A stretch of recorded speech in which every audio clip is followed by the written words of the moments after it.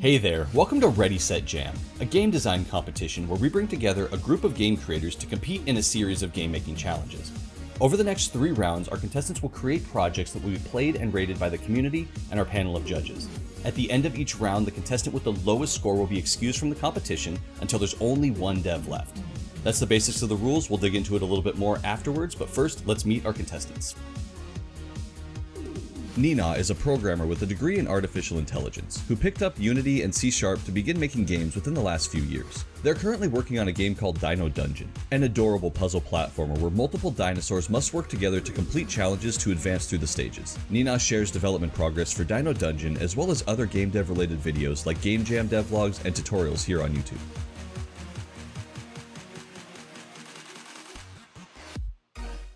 WuzzyWizard is an artist currently studying game design. They make a wide variety of projects using engines like Construct, Unity, and Unreal. After seeing other YouTube game devs like Danny, WuzzyWizard started making devlogs and videos for their projects, sharing projects like Minecraft, many different game jam entries, and tutorials for everything from visual effects to getting started. Tantan is a game and video creator that enjoys exploring game creation without using an engine. They've been creating and sharing projects using the Rust framework recently, and are currently transitioning their voxel-based RPG from Unity to Rust, which involves creating their own engine. Tantan also makes fun one-off projects like creating Snake on their keyboard or a game controlled completely by a MIDI controller. And those are our devs. Links to their channels are in the description below. Please check them out to see all the amazing things that they're working on. Here on Ready Set Jam, the first round is the classic game round. Our contestants will be given a classic game that they must recreate or reimagine in their own style. And because this is the first series, we're going to go with one of the very first video games to ever reach the masses, Pong. Originally released in 1972, Pong is one of the earliest arcade games the world had access to. Created by Alan Alcorn, Pong became a smash hit for Atari and has been a staple in media and pop culture ever since. On top of requiring our contestants to create a game with Pong as its base, we're adding in a twist to create a little bit more challenge for our designers. After all, restrictions breed creativity. I'd like to thank Icy Games for my Twitch chat for suggesting the round 1 twist, and that twist is Power Up. To be more accommodating to everyone's lives and schedules, our contestants will have a total of 48 hours to use however they see fit to make their game over the next couple of weeks. So that's the round 1 challenge set. Our devs need to create a game that is based on Pong with power-ups. Let's see how they do. So the game we made was Pong, and the twist was power-ups, so I made Pong with power-ups, and usually you don't go with your first idea in a game jam, but the first idea is the thing that I really want to make, so I did that. I made Pong with power-ups, but the game design of it sort of evolved in my brain as I made it. So the first thing I did was I made Pong play really well, and then I introduced power-ups. And the power-ups is where like the complexity really is, because grow and shrink was obvious to do. Tilting the walls was less obvious, and then I got to a state where, well, the size of the paddles are changing, and the level is shifting. So this game is really becoming about trying to win whilst everything is changing, and it gets a bit chaotic. And it got even more chaotic when I implemented multi-balls. So a power-up that will turn the ball into 2 balls, and the new ball actually comes back your way. And then those balls can hit other balls, multi-balls, and there can suddenly be like 4 or 5 balls in the playing field at any given time. And then that really begged the question, like, well, how can you continuously shift the way the game is being played? So I added reset. So if you're really in a pickle, you can hit reset and the playing field could be leveled again. The power-ups are smart enough to know the state of the game. So if there are power-ups for shifting the floor your way, and then you do shift the floor your way, all the power-ups for shifting the floor will change to shifting the floor to the opponents. And the grow and shrink separate power-ups became one power-up. If you hit that, if you're big, you'll become small. If you're small, you'll become big. And that pretty much brought the game massively together, that no matter what you hit, something is going to change, and you won't hit something that you already have. So I wanted scoring to feel like really good if you scored, and if you didn't score and they scored, you should have to watch them celebrate. So I made the fireworks, I went out of my way to figure out how to make confetti in the fireworks, and an MLG air horn, and time slows down for like a second, just so you can really take it in.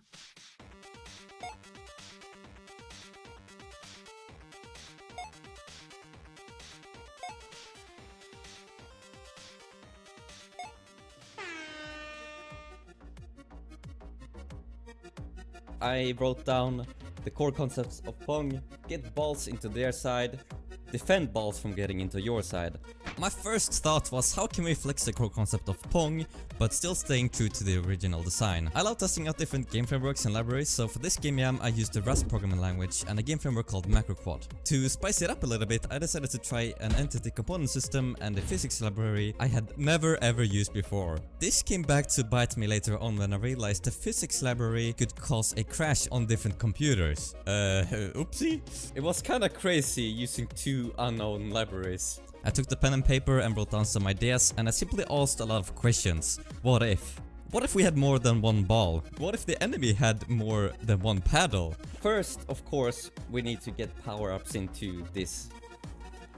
When it comes to power-ups, the first thing I thought was there can be offensive power-ups, there can be defensive power-ups, and I guess utility power-ups. So what can be offensive, what can be defensive? Well, to prevent the balls from getting into your side, of course we can make the paddle bigger, that's an obvious power-up. But what if we had a magnet that draws the balls towards the paddle? Offensive stuff, how can we get the balls to get into their side more? The first thought I had was gravity. What if when you pick up a gravity, all of the balls on the playing field just push them to the side? Now when spawning a ball, it might not be that advantageous. Maybe it just bounces right back at you and then you have an extra ball to defend against. So what if you spawned a fish or something that bounced against the enemy and in turn it can spawn more power-ups?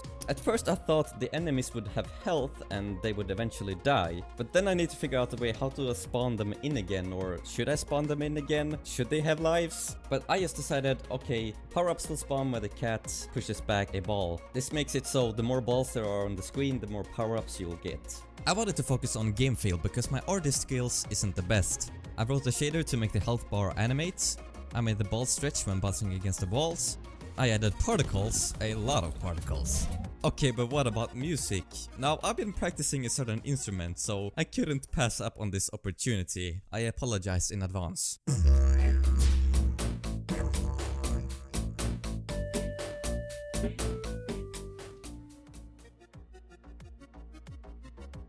My thought process was, first I wanted to make like a boss fight with Pong, when you're one a little rectangle thing shooting a ball back and forth to a boss while dodging things, but I felt like that was a bit far off Pong itself, so I decided to go with more of this battle thing, because usually in Pong, when you miss the ball, the opponent gets a point, so I thought, why don't we deal damage to something behind the player that you're trying to protect, and in this case it became a castle.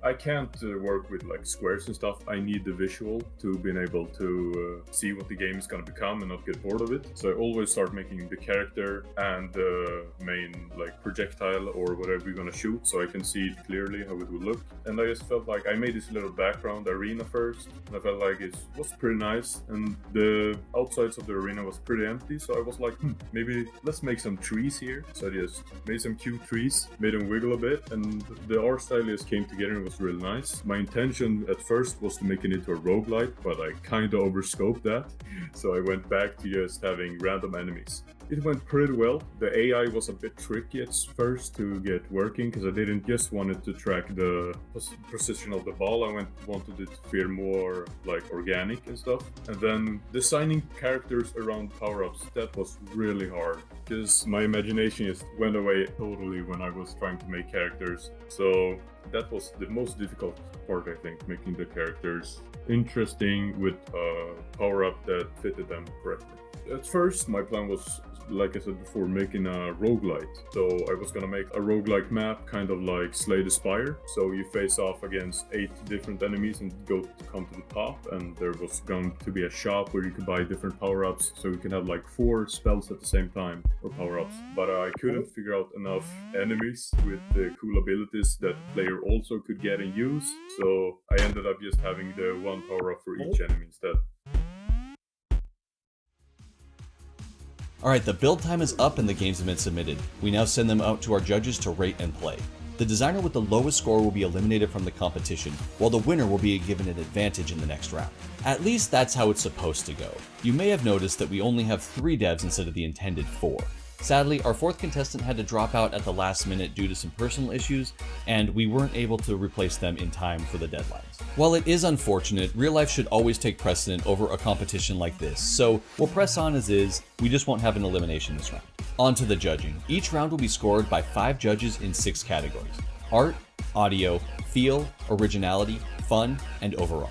The judges will be myself as well as the community. During the judging timeframes, anyone on the Discord or in my Twitch chat were able to go play and rate the games. All the ratings from community members were then averaged into one judge vote. Then, in addition to myself and the community judge vote, we have 3 guest judges, and this series they are Jonas Tyroller, a fantastic game dev here on YouTube with an upcoming game called Will You Snail, a fast-paced action platformer where an evil AI tries to kill you by predicting your movements. Mrs. Another amazing game dev here on YouTube making a biopunk game in a classic PS1 style. Miz is also the creator of the 4 game devs jam off the same art kit series, which you may have seen.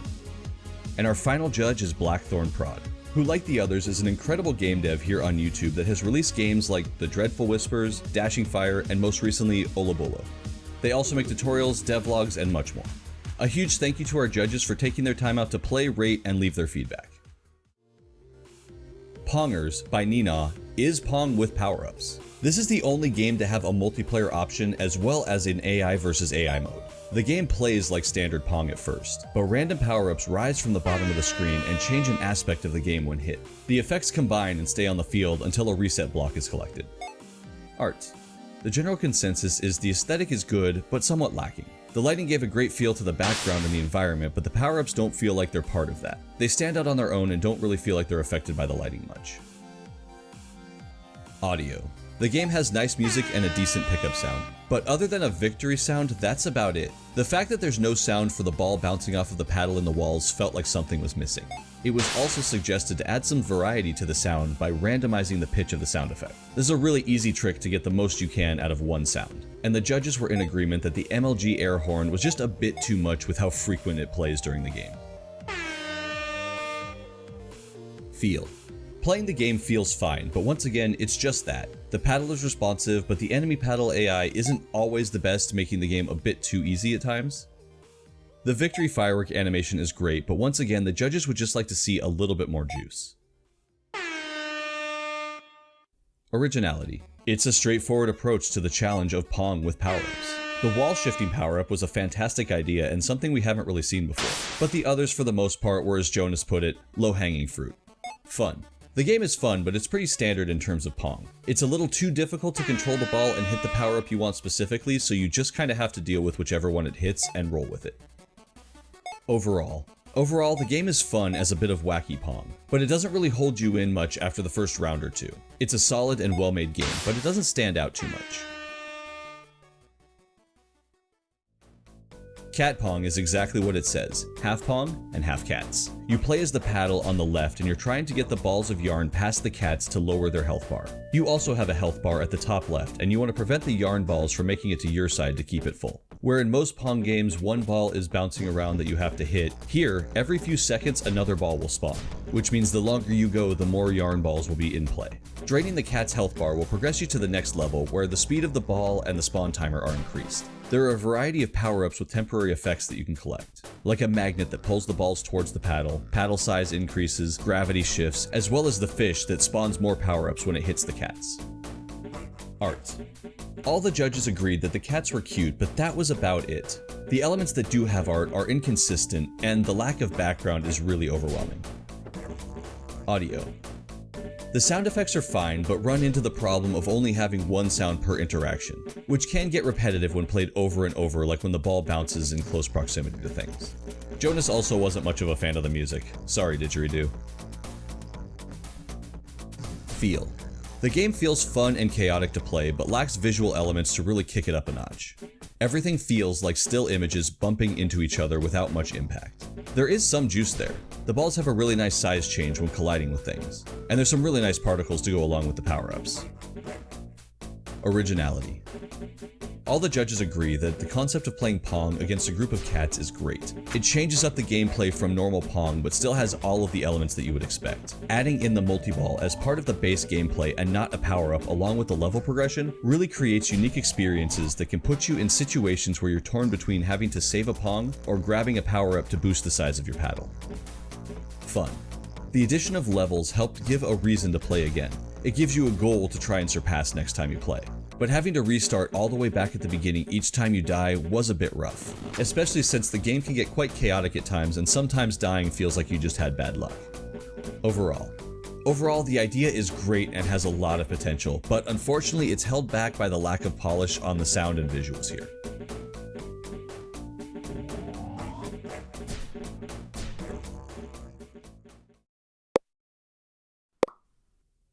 Castle Wizard turns Pong on its side, literally. You play as a wizard that must catch and fling the ball at your opponent's castle. Two of the biggest changes here is that you can move anywhere you would like on your side of the field and you can catch the ball. Each player has a unique power-up ability that can be used when their meter is full. You always play as the wizard, but there are 4 different enemy types that you can encounter, each with their own different power-up.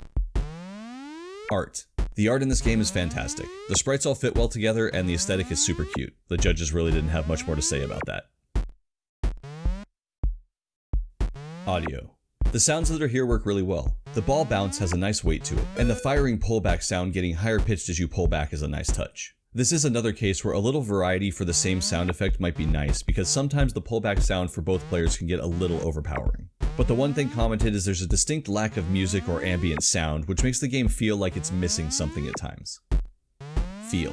Playing the game feels great when you catch the ball, take aim, and fire. But there are also moments where you can't seem to just catch the ball no matter what you do. Your catching radius is a bit small and the ball moves fairly quickly. Miz also added that a prompt for your power-up would be nice, as he kept forgetting to use it. Originality.